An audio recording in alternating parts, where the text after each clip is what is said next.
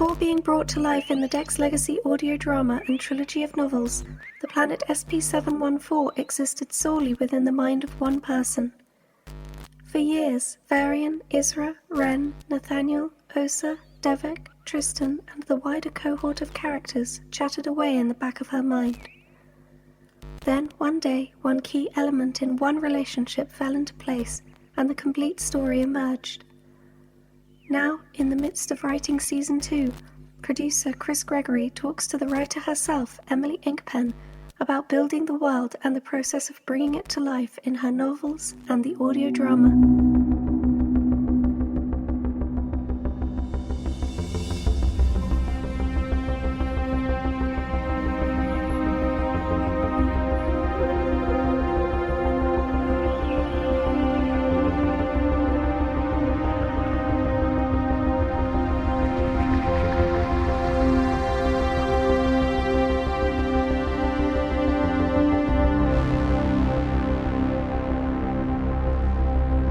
This interview with Emily Inkpen was originally recorded for Write On Audio, the podcast of Pen to Print, a writing organisation based in Barking in East London.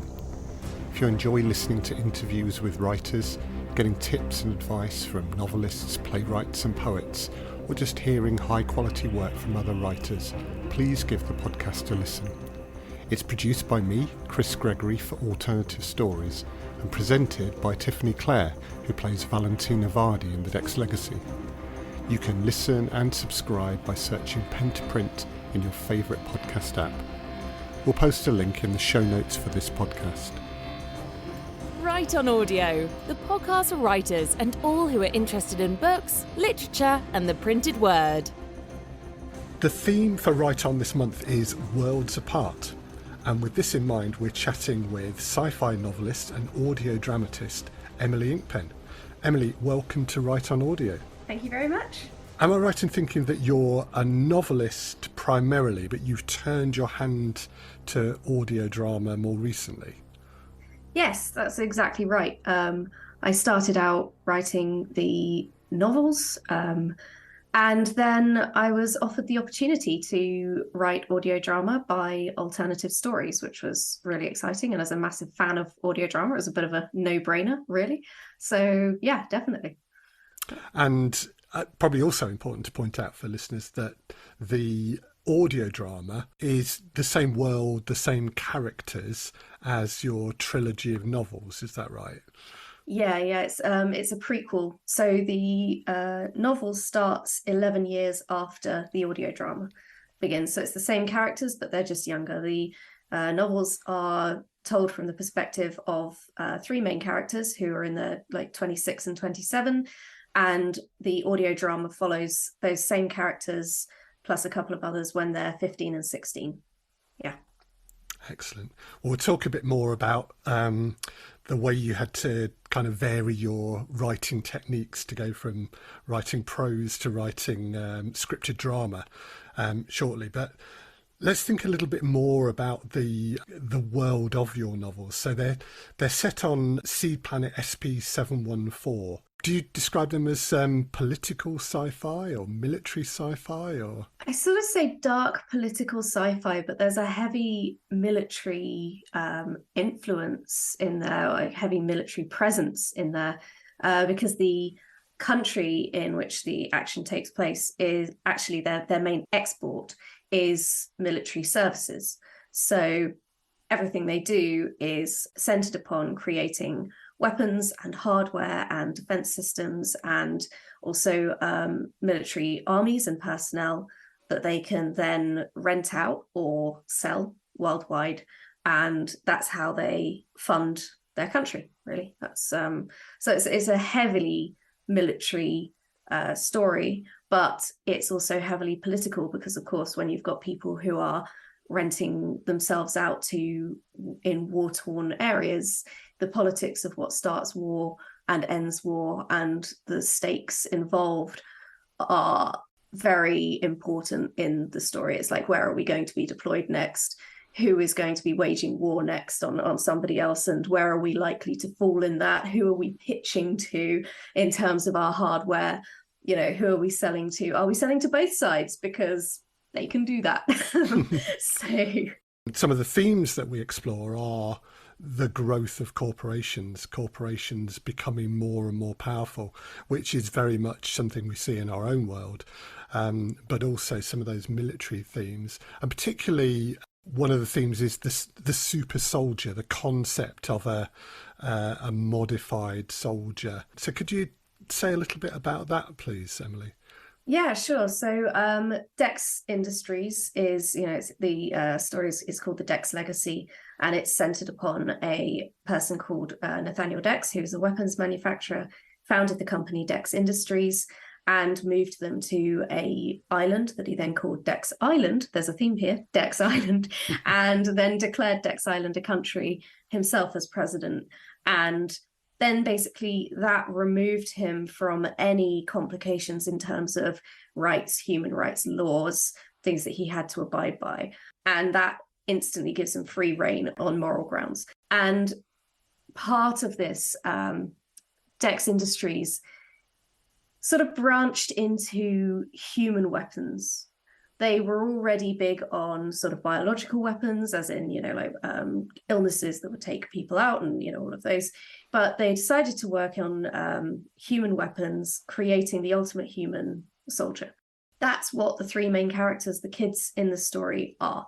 They were adopted by Nathaniel Dex as his children. Then he gave them to one of his top scientists, who used them as test subjects to create these treatments that would make them superhuman.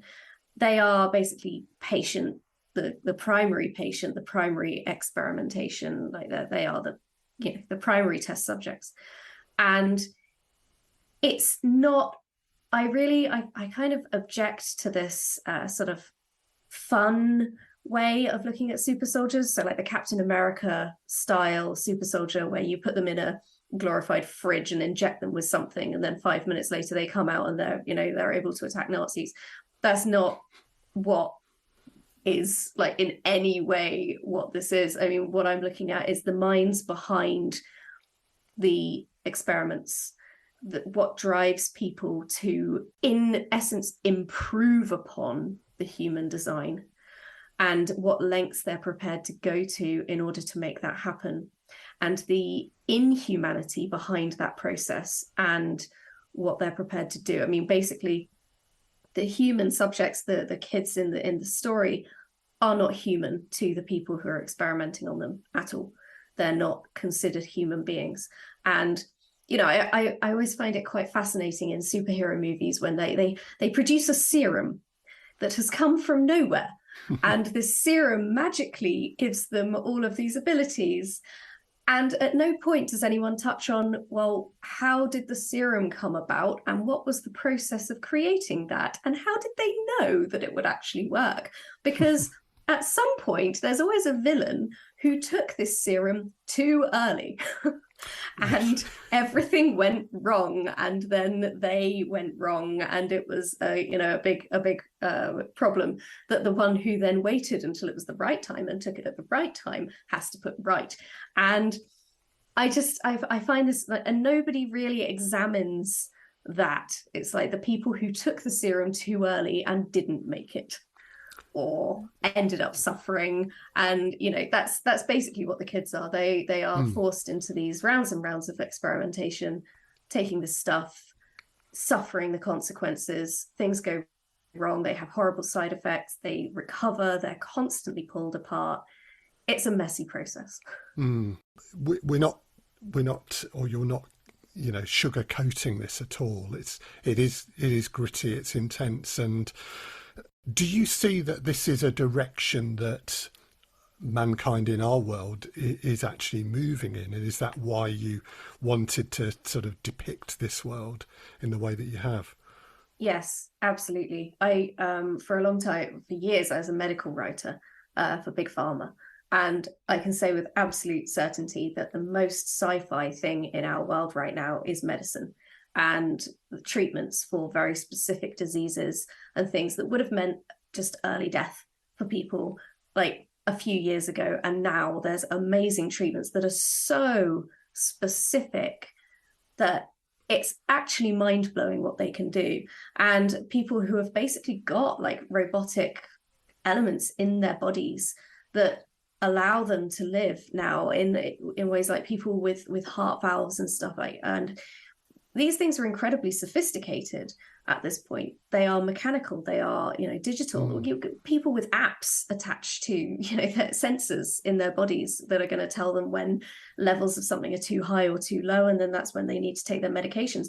We have got all of this going on, and there's always rumors about the military experimenting on people and creating and creating super soldiers. There's been a lot of that recently. I am in no doubt of the fact that we are going to see this happening in, if not the next 10 years. It's going to be quite soon, I think. Interesting, and a little frightening as well. Yeah. A phrase I often hear applied to science fiction and fantasy writers, and clearly we've heard a bit about it already, is this phrase world building. And clearly you've built a complex world that your characters live in.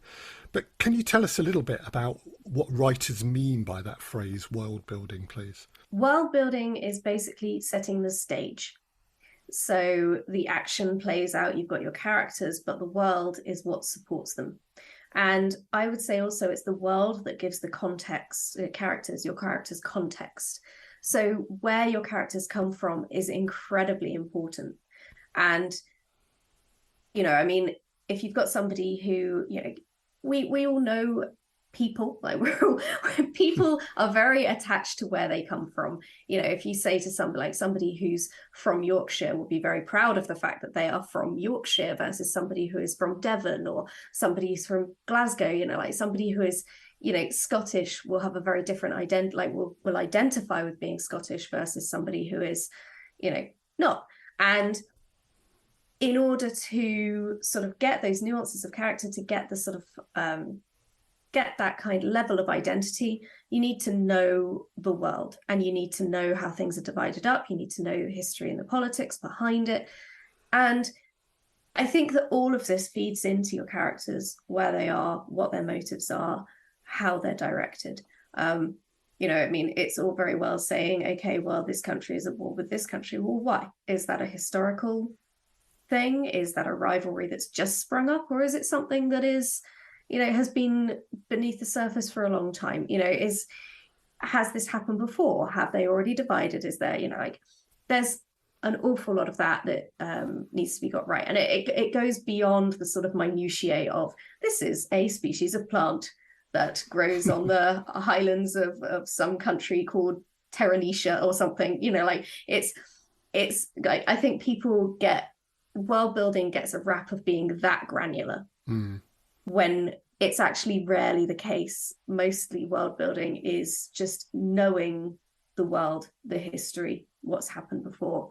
And yeah. And in your case, as you said, it's political systems, it's alliances, it's armies, it's motivations, I guess, isn't it? Yeah, absolutely. And so into this world that you've created, you place a set of characters and their stories.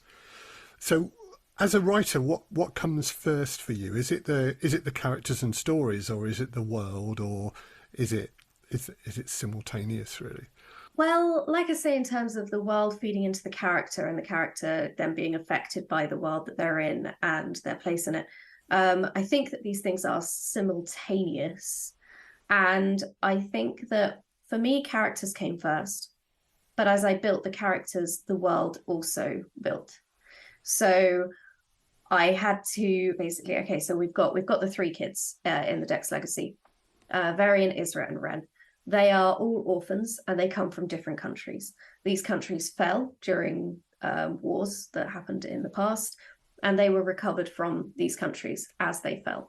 Now, knowing that about them, I was like, okay, I need these three characters. They need to come from different places. They came to this place because of these events that happened in the world. Okay, so what countries did they come from? Who was invading who that these countries were then invaded and swallowed?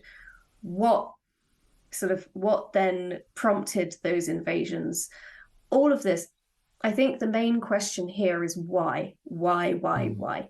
And why is how you build characters and how you build worlds. Because, if a character does something, you need to have a good reason for it. Why have they done that thing? Why do they react like that? Why is that upsetting to them? And when it comes to worlds, you've got to say, okay, why did that place invade them? Why did that invasion fail? Why is it that those people were able to resist for so long against the invasion before they were finally subdued or something? Why is that? Is that something to do with the geography? Is that something to do with their general attitude? Are they basically the Scots against the Romans and just absolutely nuts?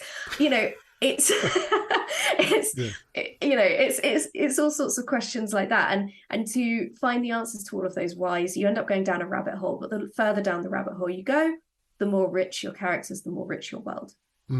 I mean, we often talk in the world of audio drama about the script that the actors don't read and the listeners never hear. There's a script that runs parallel, that has all the details, the background, the sort of stage directions, if you will.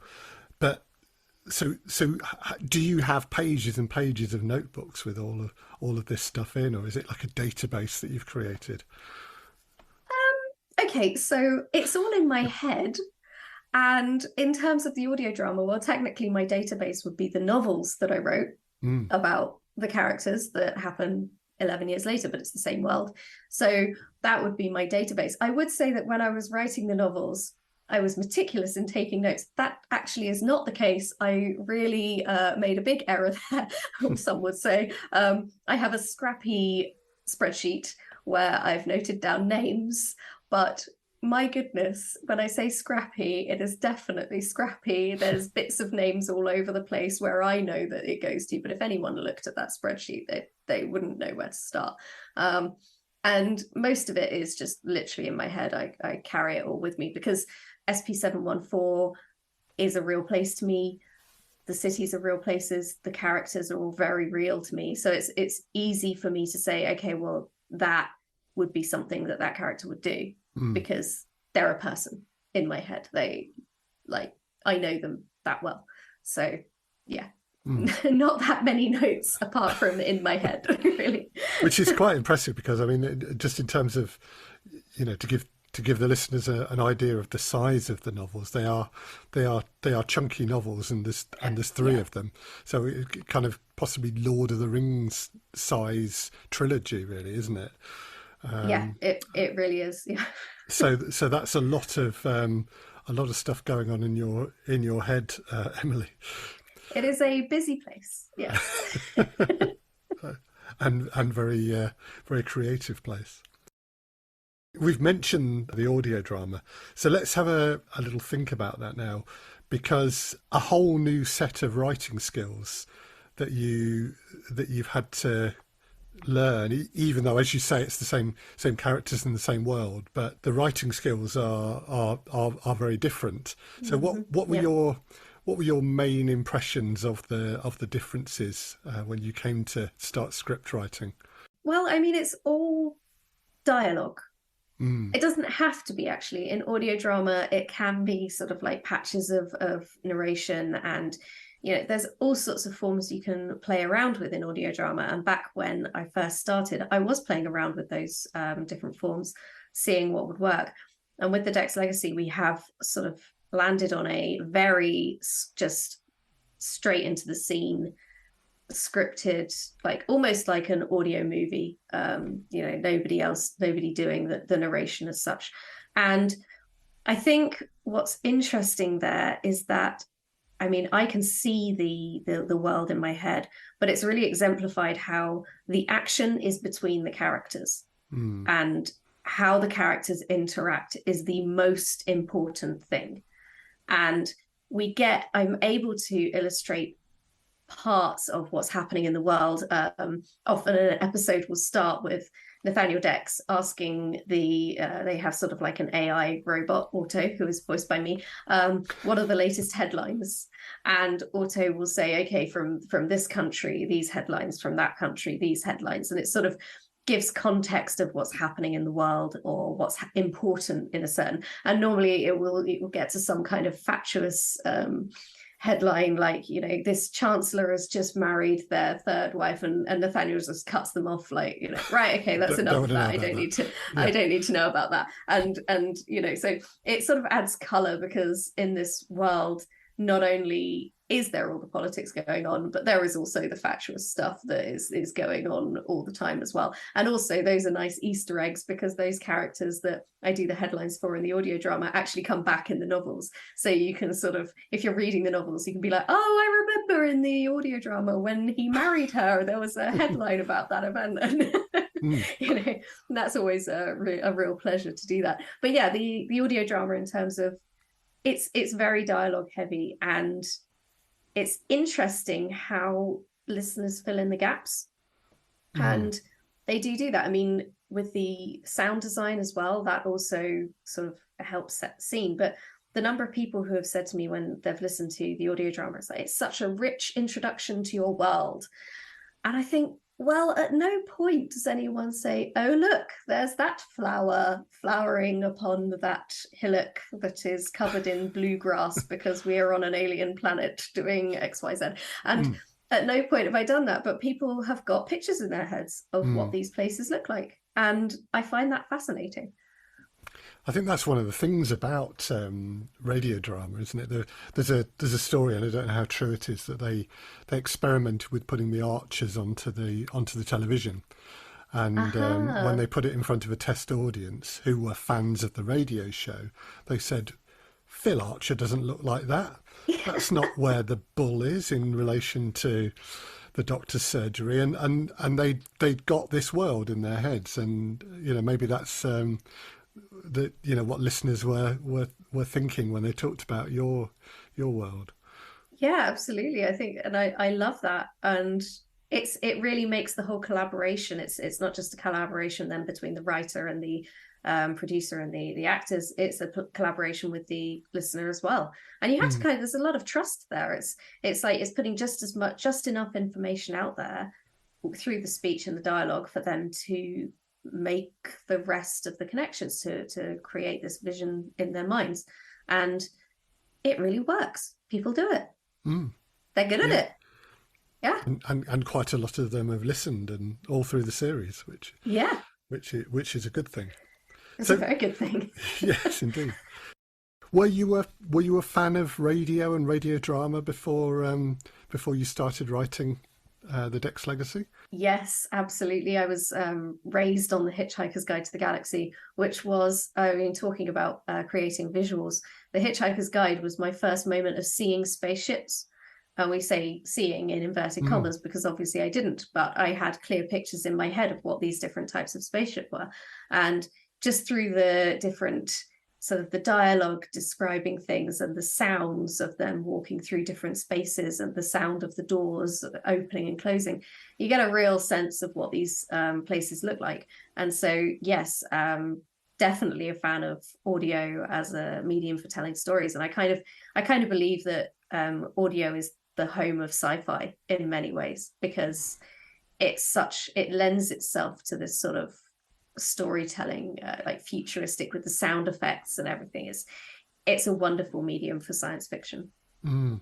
I think some of our listeners might be a bit surprised that you say that, because we often associate science fiction with the cinema, don't we? With very big budget films, the Star Wars and Star Trek and all of those Avengers films. Yeah, exactly, and not necessarily with the radio. So could you say a little bit more about why you think of radio as being or audio drama as being a good home for sci-fi? Well, I think it's got to do with the visuals happening in the brain, happening in the mind, and it's also quite grassroots. I mean, yeah, you've got the amazingly high level productions of Hollywood made science fiction, but there's a lot of science fiction out there, and audio formats allow for a lot more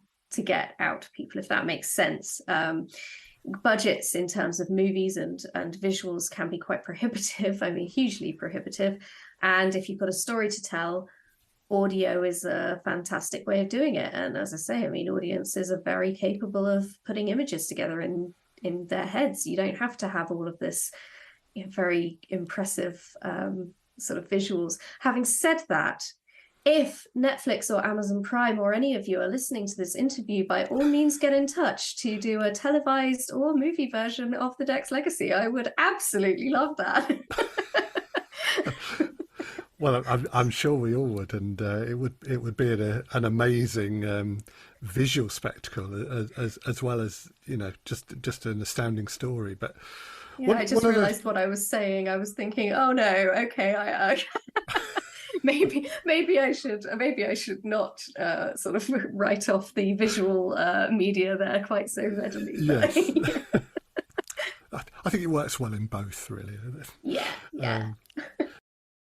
Another writerly thing then about audio drama, and I should say, for those that don't know, that the Dex Legacy is a series. It's a serial drama. And how many episodes were there in the first season? 14, something like that. Oh yeah, because we did the interlude episodes as well. So there's 6 main episodes, with the finale split into a very fashionable 2 parts. So 7 episodes, and then another, I think, 6 interludes. So yes, we have 13 episodes technically.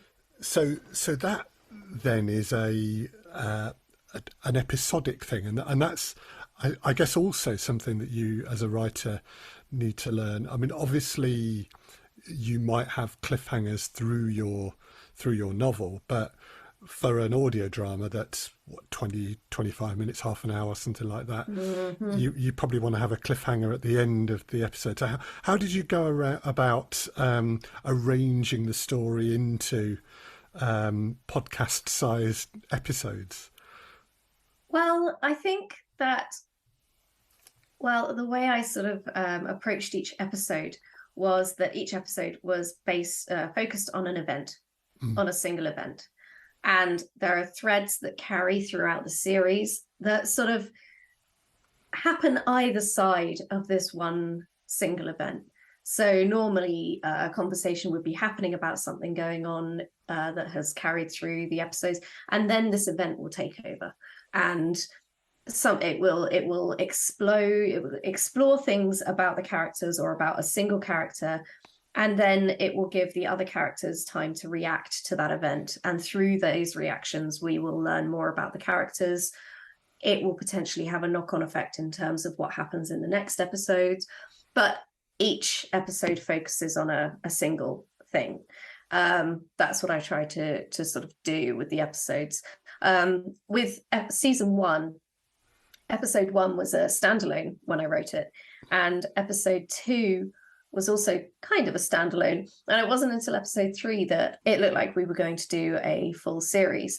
So in terms of cliffhangers, I mean, it's tricky to work them in when you're kind of thinking, well, this could be the last episode, and you know, the next episode could be the last episode. So I think that there were definite cliffhangers more in episodes 4, 5, and 6 for sure, when we worked out like what we were doing in terms of series.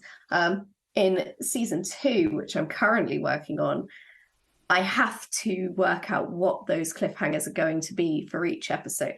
And that is more challenging. That's a very interesting challenge and requires a different type of construction, I think. So yes, it's about events, ongoing threads, and, as you say, cliffhangers.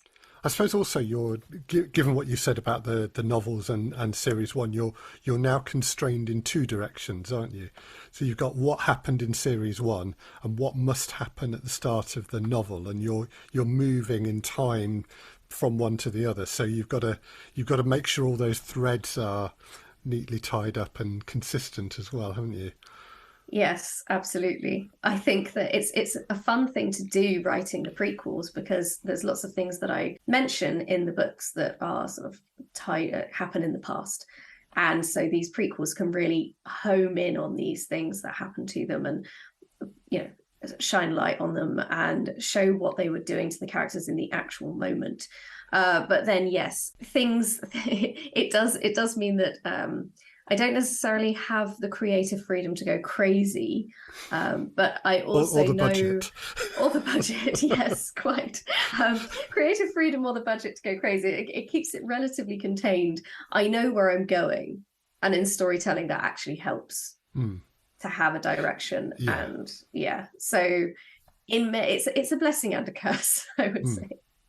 I think the other thing that you have is the voices of the actors in your head now, because I mean they sometimes, there's a military expression about a plan not surviving contact with the enemy, and I think there's many an audio drama or stage script that doesn't survive contact with the actors, but yours clearly did, and you were quite involved in working with the actors, weren't you?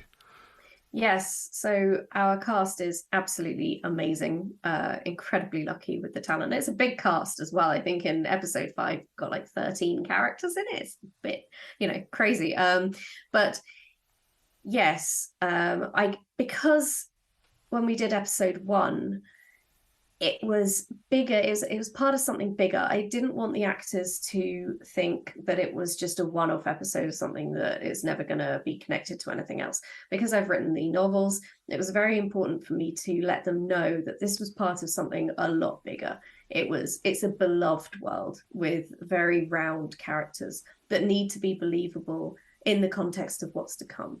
Because I wanted that. If it was going to be a standalone episode, I wanted people who read the novels to be able to go back and find it and for it to make sense.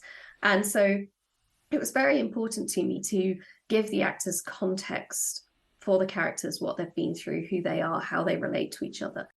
But it's not just that. I mean, when you're putting on a stage show, you're there with the actors, you're in rehearsal, you're able to support them, you're able to communicate a vision. When you're working remotely, and we were in lockdown when we were doing episode 1, you're not there for the actors. And these scenes and the material in season 1, it's not easy material. Some of these scenes are really quite heavy and touch on really heavy subjects. And the last thing you want is for your actors to feel unsupported, to be standing in front of the microphone with the script thinking, what do I even do with this? And feeling the pressure to get it absolutely right with zero context and zero support. I mean, that would be a horrible place for an actor to find themselves, I think. And I wanted to avoid that. So I created these little videos where I talked to each actor in turn, gave them an insight into their character, talked about the overall sort of situation they're in, talked a little bit about where their character was going as well, so that they got a bit of, okay, so this is where this is the direction my character is going in. And I, also explained like the world and everything like a little bit. I mean, each video is only like 5 minutes long, 5 to 10 minutes long. And it just helps them to ground their performance, I think. And well, I mean, they've said it does. And sometimes in the approach to recording for a specific episode, I'd make a video for like 1 or 2 of the characters and say, look, you're going to have this scene come up. It's a big one. These are the feelings. This is what's going down. I want the emotions to be this. I want the listener to feel that at the end of it. And just to give them that context, just to give them a bit of contact, really, as well, with me as a writer and in a sort of directing capacity, I guess. It strikes me that, quite often you must have gone from writing your novel, which was a very kind of solitary game, I guess, to this, where you're part of a little team and an important part of it, because what you described there is writer involvement almost to the point of being a director. So how does that feel, as a writer, being part of a team? Does that take you out of your comfort zone? Is that something you enjoy, or are you relinquishing control that makes you uncomfortable?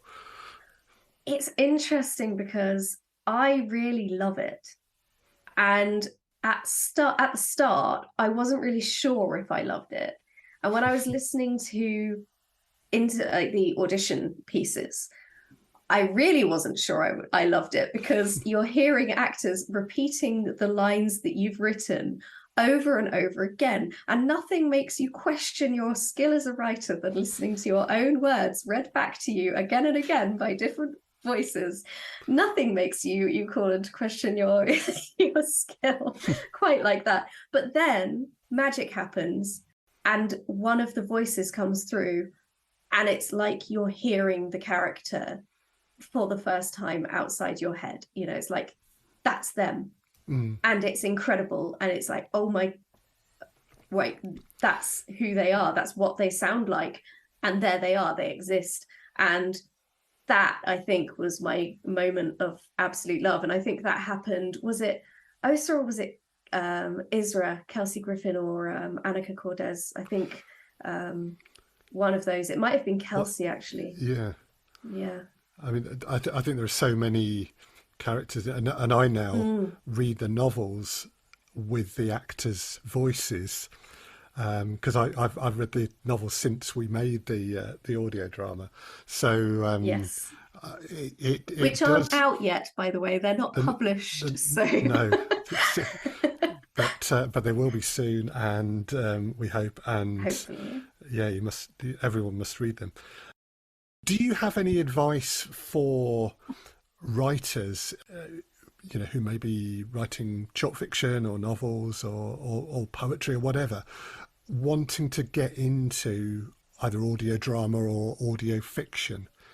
I think play with the story that you're telling, play with the characters, and see, because obviously I as I said before, I was playing with formats, playing with having narrator, playing with having, sort of different, whether or not somebody would describe what's happening in a scene and then go into speech, or, there's all sorts of different formats. So just play for a little while and let it take shape, and work on your dialogue. Read it out loud while you're doing it. Imagine the voices in your head. Yeah, exactly. Make sure that the dialogue flows like actual people would actually speak. And I think that's the crux of it, because when you're writing, when you've got people listening to a conversation, the last thing you want is for them to be listening to it thinking, well, no one would say that, or that's not how they would speak in real life, or in that context, nobody would be able to say all of those words without somebody interrupting them halfway through to tell them to shut up, Yes, monologue syndrome, I think, is that nobody in real life, I don't know if anyone's ever been able to sit there and wax lyrical about something without somebody interrupting them. But there is the possibility of the odd soliloquy, Hamlet style, where we we don't do it in the Dex Legacy, but sometimes in audio fiction we break the fourth wall, as it were, and a character will step forward and speak directly to the audience, and that can work very well.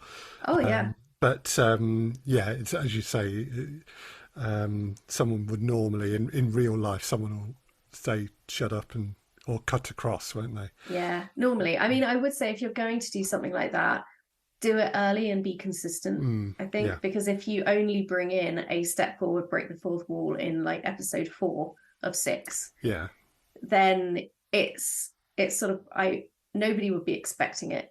And I would find that quite jarring as a listener, and it would feel like an afterthought or something that it's not on brand, to use a marketing term. You want things to be consistent. So if you're going to do something like that, absolutely brilliant. Think about it from the off, and tie it in, I think. Yeah, indeed. So, I mean, you mentioned things that you've learnt in doing audio drama. Are there any skills that you've learnt from audio drama that you've taken back into the novel writing, into your prose? Yeah, dialogue.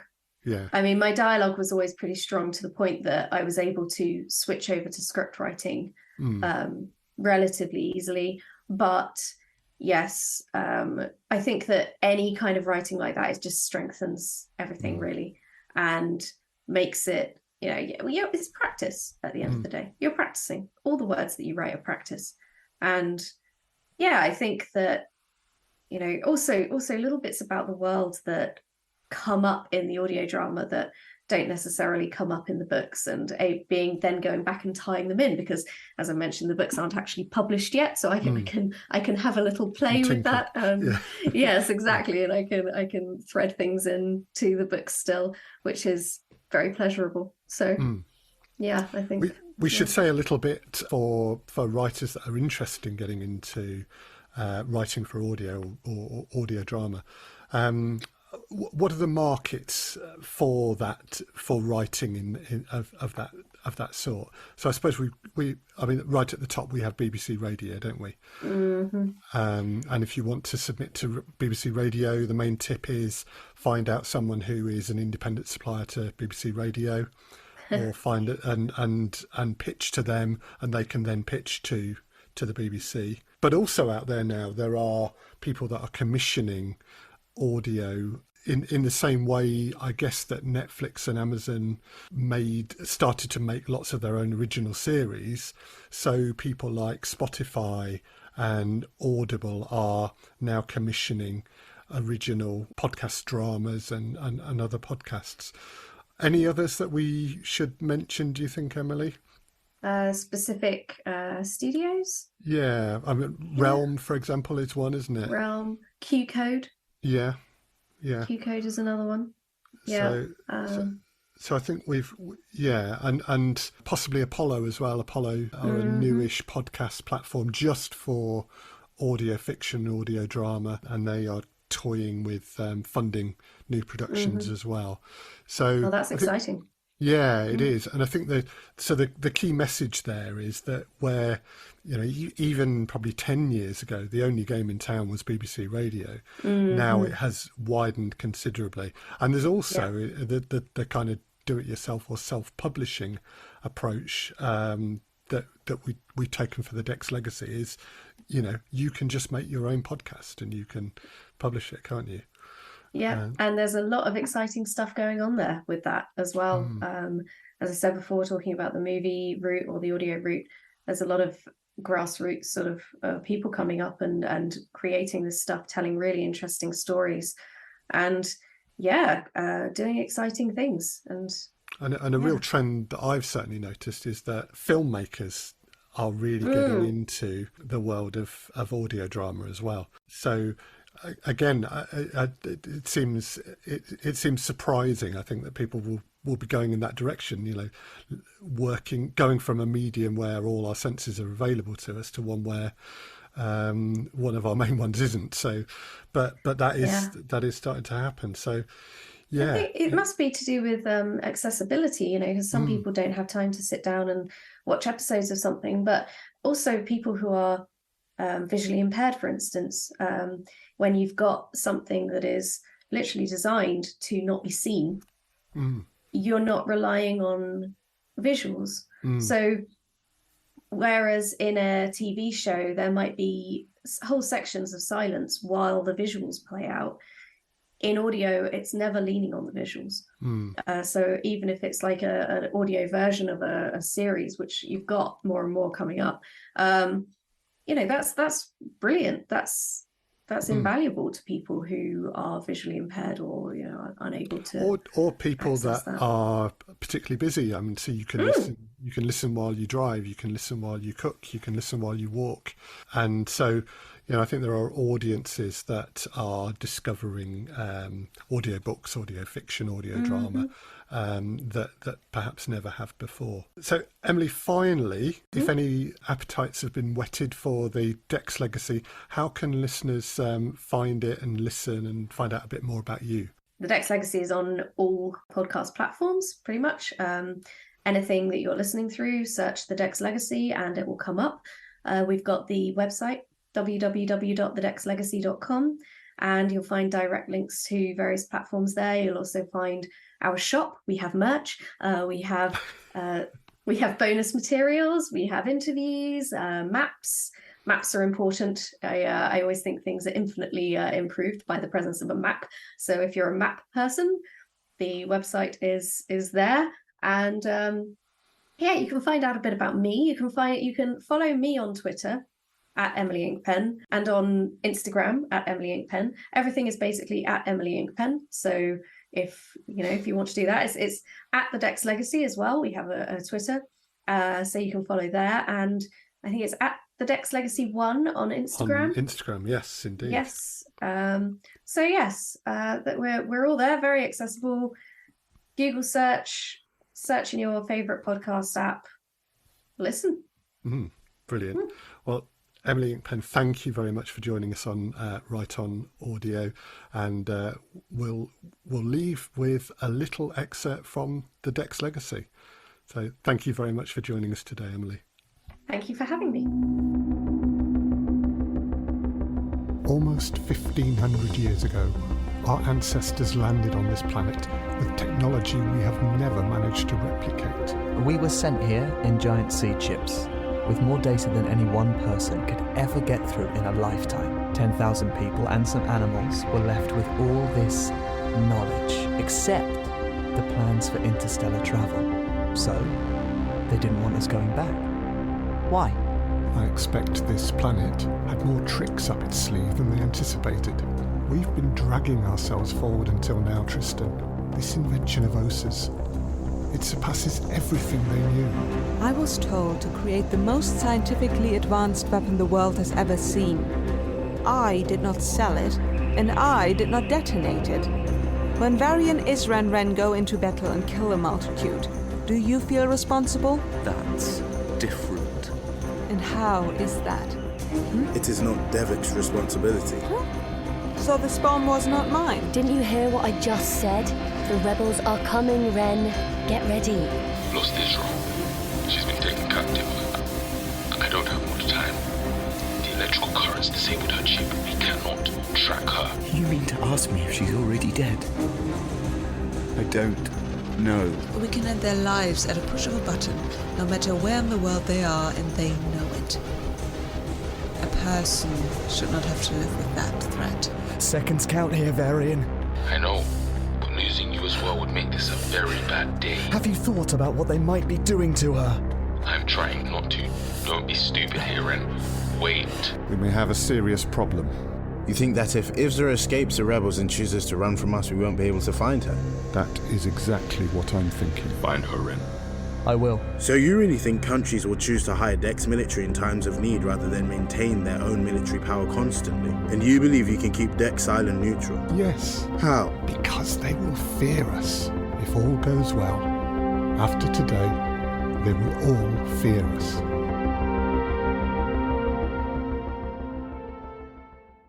Now you've heard from Emily Inkpen about writing audio drama and adapting your prose skills to script writing, we'd like to recommend some brilliant audio drama podcasts that fit in with our theme of Worlds Apart.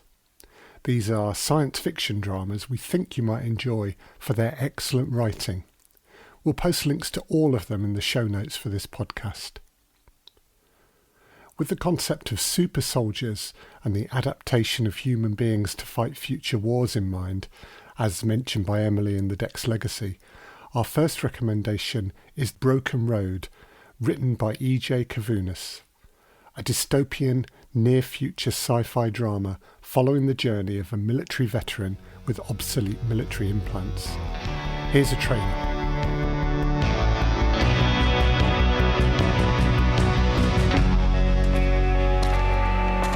One foot after another. That's all I can do. That's all any of us can do. I was remote ops in the war. Neural implants let me control trucks, drones, whatever you got. Now I'm back and all these government-issued prosthetics are falling apart. What the hell are you doing in my barn? I'm just looking for a little power, and then I'll be on my way. That'll be Arlen Frey. He must have seen you on the drone feeds. Who is he? The meanest son of a bitch with a badge. Broken Road. a dystopian audio drama coming Monday, July 25th, 2022 on Apple Podcasts, Spotify, and everywhere else you like to listen. Follow us on Instagram, Twitter, and TikTok at Broken Road Pod.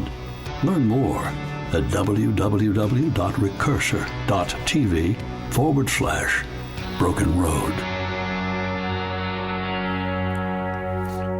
Cheka is a science fiction drama written and produced by Karen Heimdall.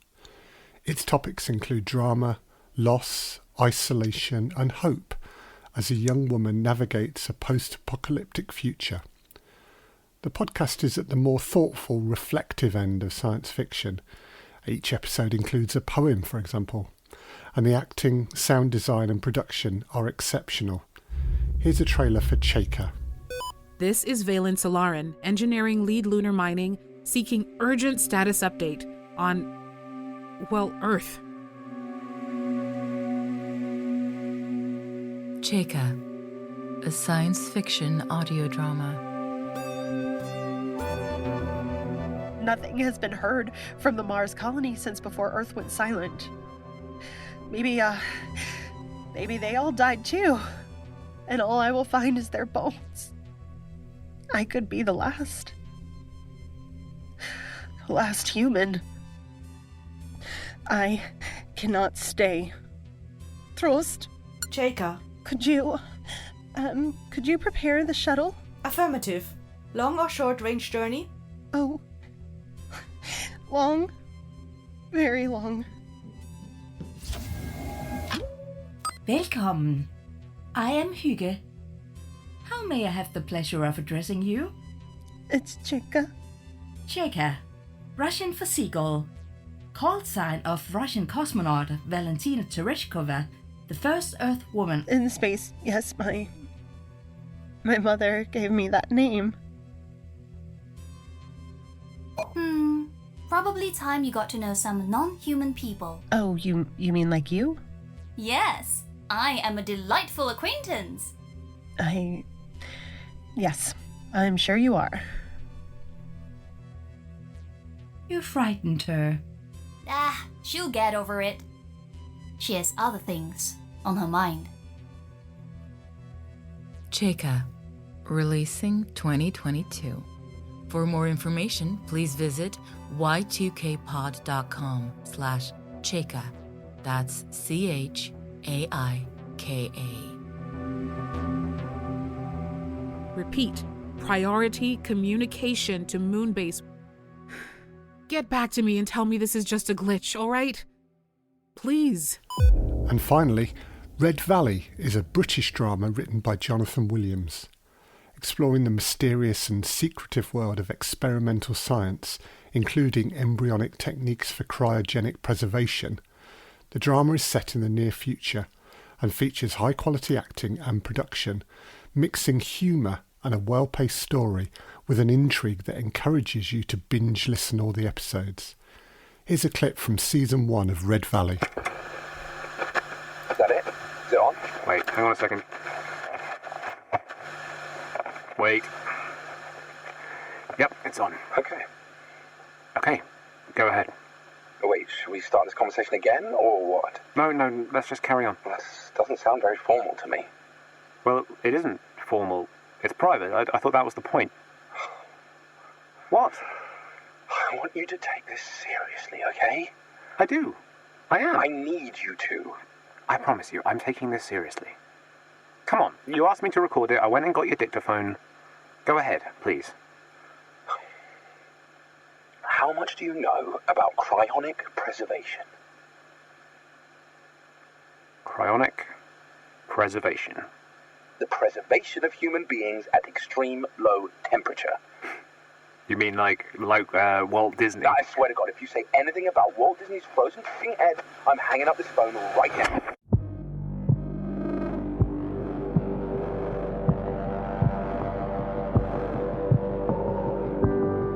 Hypersleep, stasis, cryonic preservation. We've all enjoyed the benefits of suspended animation. It allows our favorite characters to travel the galaxy or be thrown into the distant future in peaceful, harmless hibernation. But no one asks how it works or where it came from. Red Valley is an audio drama about the creators of hypersleep and the bloody mess they left behind. Episodes will be released weekly from March 30th.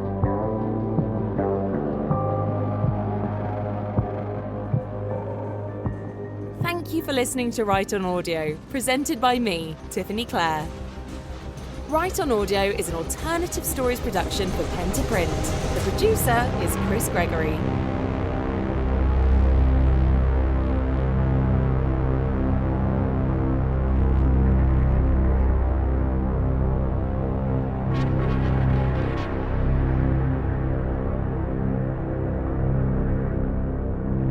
Thank you so much for listening to this bonus edition featuring me, Emily Inkpen, and alternative stories producer Chris Gregory. Subscribe to the Dex Legacy now and be the first to know when new episodes drop. Next up on our Between Seasons bonus edition program is a full episode following 2 Dex agents on their first joint mission. If you're a fan of fiction audio drama, we recommend you check out Apollo Podcasts. Download their app to discover more amazing stories and support their work, which includes promoting and helping to fund new projects. We'd like to give a big thank you to our loyal listeners. Your likes, retweets, downloads, and reviews are hugely appreciated.